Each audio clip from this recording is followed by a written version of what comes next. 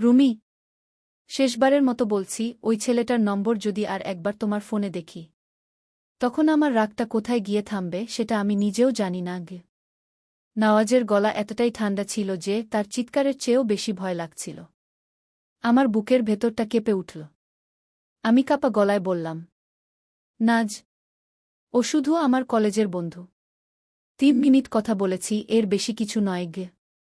কথাটা শেষ হওয়ার আগেই নওয়াজ আমার হাত থেকে ফোনটা নিয়ে সজোরে মেঝেতে ছুঁড়ে মারল। ছনছন ভাঙা কাচের শব্দে পুরো ঘরটা যেন স্তব্ধ হয়ে গেল। আমার চোখ ভিজে উঠল। ফোনটার জন্য নয়, মানুষটার জন্য। কারণ আমি জানি এই মানুষটা আমাকে পৃথিবীর যেকোনো কিছুর চেয়ে বেশি ভালোবাসে। আবার আমার এই মানুষটাই আমাকে পৃথিবীর সবার থেকে আলাদা করে রাখতে চায়। নওয়াজ ধীরে ধীরে আমার সামনে এসে দাঁড়াল। তার চোখ দুটো লাল, রাগে, অভিমানে, আর এক অদ্ভুত ভয়ে। সে আমার থুতনিটা আলতো করে তুলে ফিসফিসিয়ে বলল, রুমি, আমি রাগ করি না যখন কেউ তোমার দিকে তাকায়। আমি ভয় পাই যদি কোনোদিন তুমি আমার থেকে দূরে চলে যাও। আমি কিছু বললাম না, কারণ আমি জানতাম এই মুহূর্তে যাই বলি তার কানে পৌঁছাবে না। হঠাৎ সে আমার ডান হাতটা নিজের বুকের উপর চেপে ধরল। তার বুকের ধুকপুকানি স্পষ্ট শুনতে পাচ্ছিলাম। শুনতে পাচ্ছ? এই হৃদয়টা শুধু তোমার জন্যই ধড়ফড় করে। তাই তোমাকে অন্য কারো সঙ্গে ভাগ করার কথা আমি কল্পনাও করতে পারি না গে। কথাগুলো শুনে আমার চোখে পানি চলে এল।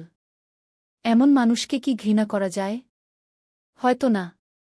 কিন্তু এমন মানুষকে ভালোবাসতে গিয়েও প্রতিদিন একটু একটু করে হারিয়ে যেতে হয়। অদ্ভুত ব্যাপার হল, মাত্র কয়েক মিনিট আগে যে মানুষটা রাগে আমার ফোন ভেঙে ফেলেছিল, সেই মানুষটাই এখন হাঁটু গেড়ে বসে ভাঙা কাচগুলো কুড়িয়ে নিচ্ছে, যেন আমার পায়ে একটা কাচের টুকরোও না ফুটে। কাচগুলো তুলে ডাস্টবিনে ফেলেই সে আবার আমার সামনে এসে দাঁড়াল। কপালে একটা নরম চুমু দিয়ে খুব আস্তে বলল, আমি জানি আমি স্বাভাবিক নই। কিন্তু কি করব বলো? তোমাকে হারানোর ভয়টা আমাকে পাগল করে দেয়, রুমি। সেই মুহূর্তে আমি শুধু চুপ করেছিলাম। কারণ বুঝে গিয়েছিলাম, ভালোবাসার নামে শুরু হওয়া কিছু সম্পর্ক একসময় খাঁচায় বন্দি পাখির মতো হয়ে যায়।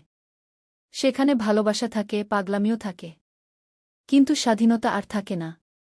আর আমার গল্পটা ঠিক সেখান থেকেই শুরু, যেদিন আমি চলবে বন্দি শুধু তোমার ভালোবাসায়।